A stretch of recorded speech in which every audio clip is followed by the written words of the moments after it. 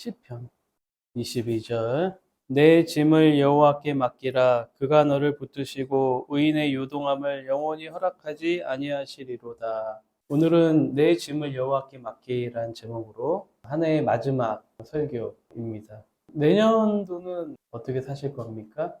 우리가 학생들에게 진로를 정하라고 할 때 명사로 답하지 말고 동사로 답하라고 얘기를 합니다. 대부분은 다 명사로 얘기하잖아요. 동사로 얘기하면은 무엇이 되겠다고 얘기 못 하겠죠. 우리도 내년의 삶을 무엇을 소망합니까? 라기보다 어떻게 사실 겁니까? 그렇게 한번 스스로에게, 내 자신에게 어떻게라는 말로 한번 물어보면 좋을 것 같아요. 우리가 무슨 말씀을 나눌까 생각하다가 시편 55편 22절 말씀이 내 마음에 와닿습니다. 우리가 가벼워지기 위해서는 짐을 여호와께 맡기는 훈련들이 필요하죠. 예전에 그 연어라는 책을 가지고 청소년 멘토링을 한 적이 있었어요. 내용 중에 하나가 연어에게서 강물 냄새가 난다. 그런 말이 있어요. 왜 연어에게서 바다 냄새가 나지 않고 이 저자는 강물 냄새가 난다고 했을까? 연어는 대부분의 삶을 다 바다에서 살죠. 태어나서 죽을 때만 강에서 살다가 생명을 마감하죠. 강에 들어설 때부터 이제 저항이 있습니다. 줄기를 바꾸지는 못해도 끊임없이 그렇게 살아가고 있어요. 연어가 그렇게 저항을 견디는 이유가 알을 낳고 죽기 위함인가? 여러 가지 생각을 하게 합니다. 그것은 연어로서의 삶을, 자신에게 주어진 삶을 가장 오롯이 살아가는 공간이 바로 강이죠. 그래서 저자는 연어에게서 강물 냄새가 난다. 가장 연어다운 공간이기 때문에. 여러분은 가장 여러분다운 순간이 언제입니까? 그걸 찾아야 돼요. 여러분들의 숙제입니다. 삶의 숙제. 저는 상담할 때 내담자들에게 그런 얘기를 자주 해요. 그게 너의 숙제야. 네가 스스로 해결해 가야 될 숙제야. 상담이라는 게 금나라 뚝딱 이렇게 사람을 고치는 게 아니잖아요. 사람이 변해가는 과정이고 성장해가는 과정이기 때문에 끊임없이 우리가 숙제를 해야 되는 삶의 과제. 각자에게 있는 삶의 과제들이 있어요. 2024년 삶의 과제들을 잘 하셨나요? 내년도에도 여러분에게 삶의 과제가 주어져요. 그것을 오롯이 잘 해나가야 되죠. 그것이 우리의 삶의 몫이죠. 연어의 삶을 보면 굉장히 힘든 삶을 살게 되죠. 우리의 삶을 보면 강줄기를 거슬러 가는 연어와 참 많이 닮은 것 같아요. 삶이 힘들지 않은 사람은 없죠.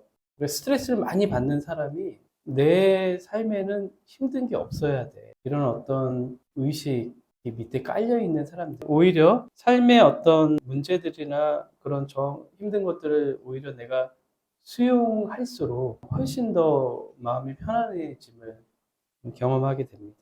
그러니까 우리 삶 자체가 매일매일 저항을 견뎌야 되는 삶이에요.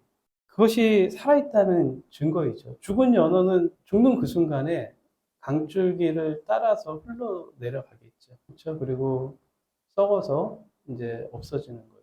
인생을 살다 보면 이러한 저항이 버거울 때가 있습니다. 그러나 너무나 우리가 고통스러운 최악의 상황에서 최선의 길이 보일 때가 있어요. 그런 경험을 해보셨나요? 최악의 고통스러운 상황에서 최선의 길이 보이는 것. 시편 55편의 본문의 배경이 뭐냐면 사무엘하 15장. 다윗이 아들 압살롬에게 배신을 당하고 예루살렘 성에서 이제 쫓겨날 때 배경이에요. 그 압살롬의 부하들이 다윗을 조롱하고 갖은 모욕을 이제 주면서 그렇게 이제 거의 쫓겨나게 되죠. 한 왕국의 왕이었던 자가 모반을 통해서 인생의 맨 나락으로 떨어지는 그런 순간을 경험하게 됩니다. 그에게는 가장 고통스러운 최악의 상황이었을 거예요. 그래서 오늘 4절을 보면 이렇게 고백을 합니다. 내 마음이 내 속에서 심히 아파하며 사망의 위험이 내게 이르렀도다. 두려움과 떨림이 내게 이르고 공포가 나를 덮었도다. 나는 말하기를 만일 내게 비둘기 같아 날개가 있다면 날아가서 편히 쉬리로다. 내가 멀리 날아가서 광야에 머무리로다. 이런 고백을 해요. 이게 이제 다윗의 심정이었어요. 여러분도 살면서 그런 생각을 한 적이 있지 않습니까? 너무나 고통스러워서 현재를 벗어날 수 있다면 또 어떤 공동묘지에 갔더니 무덤에서 껄껄껄껄 하면서 막 그런 소리가 나더래요. 그래서 저게 도대체 무슨 소린가 해서 봤더니 다들 이제 인생을 후회하는 소리라는 거예요. 뭐뭐 하지 말았을 걸, 사업하지 말았을 걸, 껄껄껄껄 소리가 막 그렇게 한이 맺혀갖고 들렸다. 그런 어떤 우스갯소리가 있었죠. 우리가 이제 살면서 그렇게 후회하는 사람들도 많이 있죠. 뭐 하지 않았을 걸. 그렇다면 내가 지금 어떻게 살고 있을까? 다윗의 현재 상황이 극한 고통 가운데 있기에 내가 날개가 있었다면 굉장히 슬픈 가정법이죠. 피할 수가 없는 거예요. 그것이 시편 55편에 다시 고백한 그 딜레마이면서 이건 또 다윗의만의 얘기는 아니에요. 우리 삶의 얘기이기도 합니다. 저항이 아무리 커도 벗어날 수 없는 삶의 무게가 있어요.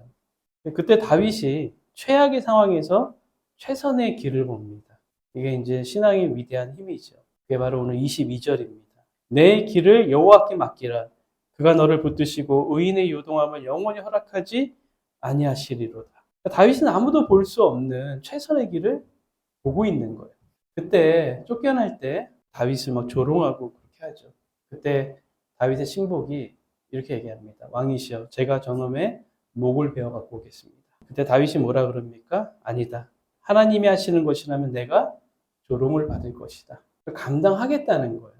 하나님이 허락하시는 거라면 내가 끝까지 감당할 거야. 어떤 거라도. 왜냐하면 그 상황에서 본 최선의 길은 자신을 조롱하는 자들을 죽이는 게 아니라 그것을 오롯이 받아들이는 것을 깨달은 거예요. 이게 굉장히 위대한 사람들의 특징이죠. 삶을 잘 사는 사람들의 특징이에요. 오롯이 자기가 그것을 받아들이고 감당하고 살아내는 거예요. 우리 모두에게 나의 삶의 길이 있어요. 자신의 짐을 하나님께 맡기는 거예요. 그게 나의 삶을 회피하거나 피하는 게 아니에요. 우리가 기독교에서 굉장히 오해가 되고 있는 부분이 맡긴다의 의미가 내가 감당해야 될 것들을 피한다는 의미로 받아들일 경우가 많이 있어요. 그래서 나는 하지 않으면서 나가 하나님한테 맡겼어. 그건 굉장히 잘못된 신앙이죠. 자기가 겪어야 될 감정의 무게가 있는데 그것도 회피하고 있는 거야. 나는 걱정이 없어. 인간은 걱정을 하게 돼 있어요. 어느 정도. 삶의 무게가 내 새치어로 맡겼으니까 난 걱정 없어 라고 하면 과연 없어질까요? 다윗이 내 짐을 여호와께 맡기라고 하고 자신의 삶을 등한시하지 않았잖아요. 다 겪어냈잖아요. 연어가 강줄기의 저항을 받아들이지. 온몸으로 받아들이면서 앞을 헤쳐나갔듯이. 우리 삶에서 중요한 영성 훈련 중에 하나가 맡기는 연습. 하나님께 맡긴다는 것은 그분을 신뢰한다는 거죠. 내가 하나님께 뭔가 맡긴다는 연습을 하는 것은 하나님을 신뢰하는 묵상을 하는 거예요. 어떤 신뢰냐? 예수님 말씀하신 것들. 내가 끝날까지 너희와 항상 함께 하리라. 주님은 한순간도 우리에게 눈을 떼지 않아요. 고대 그 고고학 박물관에 가면은 눈물병이라는 게 있어요. 그게 뭐냐 하면은 사람이 죽었을 때 그 사람을 위해서 흘린 눈물을 모으는 거예요. 그래서 그 눈물의 양을 통해서 그 사람이 살아있을 때 얼마나 많은 사람들에게 사랑을 받고 존경을 받았는지 그 눈물병으로 가늠을 할 수 있는 거예요. 뭐 그런 게 있다. 근데 오늘 성경을 보면은 시편 56편 8절을 보면은 이런 표현이 있어요. 나의 눈물을 주의 병에 담으소서. 그러니까 그 고대에 살았던 사람들의 어떤 그 관습적인 거죠. 눈물병이라는 게 있었다는 거예요. 근데 하나님도 주의 그 눈물병이 있었다는 거예요. 내 자녀가 흘린 눈물을 다 이렇게 담아 놓으신다는 거예요. 그냥 무시하지 않는다는 거예요. 뭘 의미합니까? 주님은 나의 눈물을, 나의 걱정과 나의 염려를 함께 하기를 원하신다는 거예요. 절대로 주님은 무정하거나 무관심한 분이 아니에요. 그래서 그분을 신뢰할 수 있는 거죠. 시편 139편을 보면 내가 주의 영을 떠나 어디로 가며 주의 앞에서 어디로 피하리이까? 내가 하늘에 올라갈지라도 거기 계시며 수월에 내 자리를 펼지라도 거기 계시니이다. 아니 계신 곳이 없는 거죠. 주의 손이 나를 인도하시며 주의 오른손이 나를 붙드시리이다. 하나님의 관심은 오로지 나인 거예요. 우리가 하나님의 사랑 안에 머무르면서 스스로를 지키는 게 필요한 거죠. 삶의 길이 버거울 때 나의 짐을 여호와께 맡기십시오. 그분을 묵상하는 거예요. 그분의 사랑 안에 거하는 것입니다. 자녀들이 가장 평안할 때가 부모의 사랑 안에 머물 때잖아요. 온전한 치유와 회복은 사랑 안에 머물러야 돼요. 이게 치유의 셈인 거죠. 단순한 말이 아니라 우리를 회복시키고 우리에게 힘을 주는 삶의 어떤 자양분이고 원동력이고 내 삶을 내가 오롯이 살아갈 수 있는 큰 힘의 원천인 거예요. 하나님의 사랑 안에 머무는 거. 그분이 나에게 어떤 분인가를 우리가 묵상할 수 있게 바랍니다. 그때 우리가 그분을 향해서 이렇게 고백하게 됩니다. 시편 139편을 보면 하나님이여 주의 생각이 내게 어찌 그리 보배로우신지요. 그 수가 어찌 그리 많은지요. 하나님이 나를 향한 그 생각이 나로 꽉 차 있다는 거예요. 내가 세려고 할지라도 그 수가 모래보다 많더소이다. 어떻게 이런 표현을 했을까? 좀 극단적으로 얘기하면 세상의 사랑은 이기적인 사랑이잖아요. 나를 일방적으로 이렇게 사랑하기는 어렵잖아요. 뭔가 조건적인 사랑이잖아요. 근데 하나님은 우리가 경험해 보지 않은 무조건적인 사랑이에요. 내가 깰 때에도 여전히 주와 함께 있나이다. 이 표현이 너무 좋은 거예요. 내가 아침에 다 깰 때 주님이 나와 함께 있는 거를 내가 느끼는 거예요. 우리 내년에는 주님께 나의 짐을 맡기는, 그래서 오늘 말씀처럼 하나님의 사랑 안에 거하고 그분을 신뢰하고 내가 아침에 눈을 떴을 때 여전히 내가 주와 함께 있다는 그 느낌을 받을 수 있는 그런 얘기를 기도합니다. 올해가 갑진년이었어요. 값지게 사셨나요? 성도 여러분, 우리 구독자 여러분. 근데 내년은 좀 신기하게 을사년, 처단해야 될 적들이 많은가 봐요. 을사오적처럼. 자, 우리 하나님 사랑 안에서 내년에도 우리가 또 새 힘을 얻고 살아갈 수 있게 기도합니다. 이 시간 다 같이 기도합니다.